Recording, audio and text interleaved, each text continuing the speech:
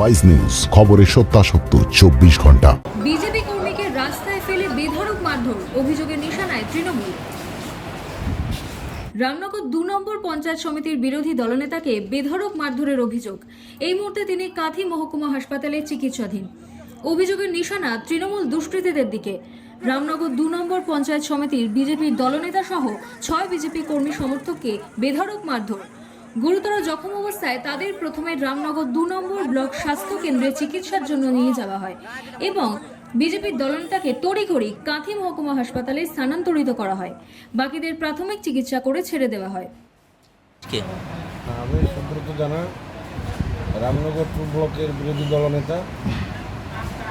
আজকে যে অর্থ উপসমিতির মিটিং ছিল, বিডিও সাহেব ডেকে পাঠিয়েছিলেন,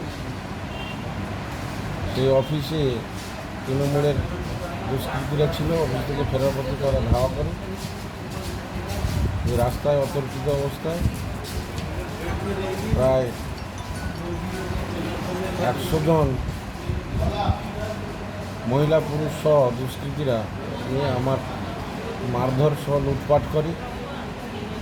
আমার আমি লেবার কন্ট্রাক্টারই করি। লেবারের পেমেন্টের পয়সা ছিল প্রায় 1.5 লাখ টাকা। সেই টাকা ছিনতাই করে নিয়েছি। আমার গলায় সোনার চেন, আর চোখের চশমা ভেঙে দিয়েছি, মোবাইল ভেঙে দিয়েছি, আর মাথায় প্রচণ্ড আঘাত করেছি। গলায় শ্বাসরোধ করে মেরে ফেলার চেষ্টা করেছিল। বিজেপির পক্ষ থেকে অভিযোগ, আজ রামনগর 2 নম্বর ব্লকের বিডিওর ডাকে একটি মিটিংয়ে উপস্থিত হন ওই বিরোধী দলনেতা।